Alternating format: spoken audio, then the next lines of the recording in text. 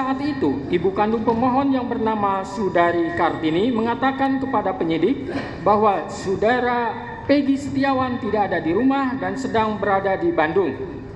Tidak menyebutkan di mana alamat di Bandung tersebut.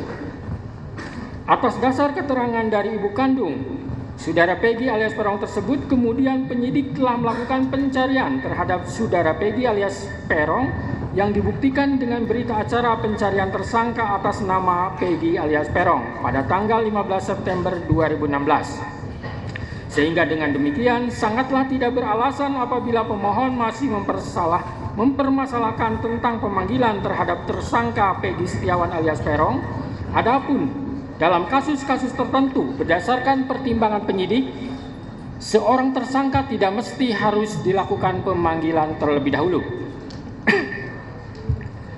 Menimbang bahwa terkait sah atau tidaknya penetapan DPO atas nama pemohon karena terjadi dalam rentang waktu antara tahun 2016 sampai dengan tahun 2024, maka hakim akan merujuk pada bukti P16 dan bukti P17 berupa Peraturan Kepala Kepolisian Negara Republik Indonesia Nomor 14 Tahun 2012 tentang Manajemen Penyidikan Tindak Pidana dan Peraturan Kepala Kepolisian Negara Republik Indonesia Nomor 6 Tahun 2019 tentang Penyidikan Tindak Pidana.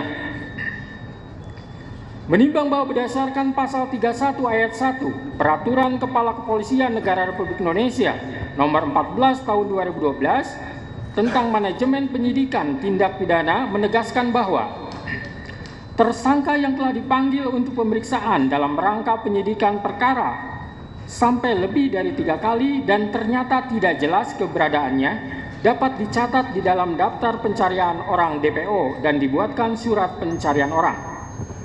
Menimbang bahwa selanjutnya berdasarkan Peraturan Kepala Kepolisian Negara Republik Indonesia Nomor 6 Tahun 2019 tentang Penyidikan Tindak Pidana, pasal 17 menegaskan bahwa tersangka yang telah dipanggil untuk pemeriksaan guna penyidikan perkara dan tidak jelas keberadaannya dicatat di dalam daftar pencarian orang DPO dan dibuatkan surat pencarian orang.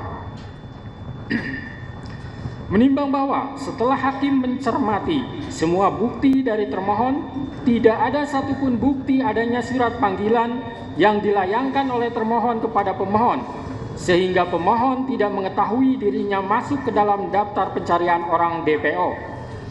Termohon hanya mendatangi rumah pemohon dan bertanya kepada ibu kandung pemohon yang bernama Sudari Kartini yang mengatakan kepada penyidik bahwa Peggy Setiawan tidak ada di rumah dan sedang berada di Bandung tanpa membawa surat panggilan untuk disampaikan kepada pemohon. Menimbang bahwa hakim tidak sependapat dengan dalil dari termohon yang mengatakan tidak perlu pemanggilan terhadap pemohon karena menurut hakim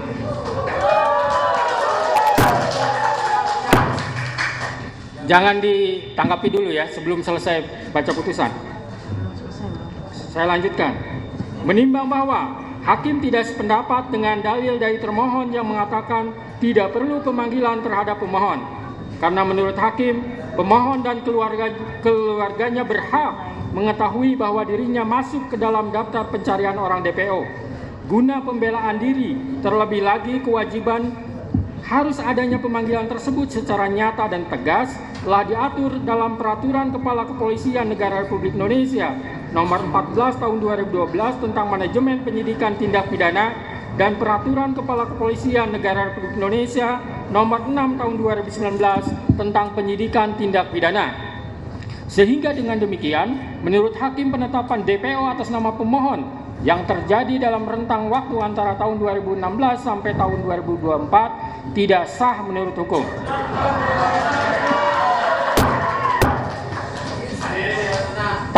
Tahan dulu. Menimbang bahwa selanjutnya hakim akan mempertimbangkan terkait penetapan tersangka berdasarkan surat ketetapan nomor S/90/5 Romawi /Res 124/2024 Diskrimum tanggal 21 Mei 2024 atas nama Peggy Setiawan adalah sah atau tidak. Menimbang bahwa pemohon mendalilkan menurut pemohon prasa bukti permulaan yang cukup dan bukti yang cukup dalam pasal 1 angka 14 patut diduga Pasal 17 dan Pasal 21 ayat 1 KUHP harus ditafsirkan sekurang-kurangnya minimal 2 alat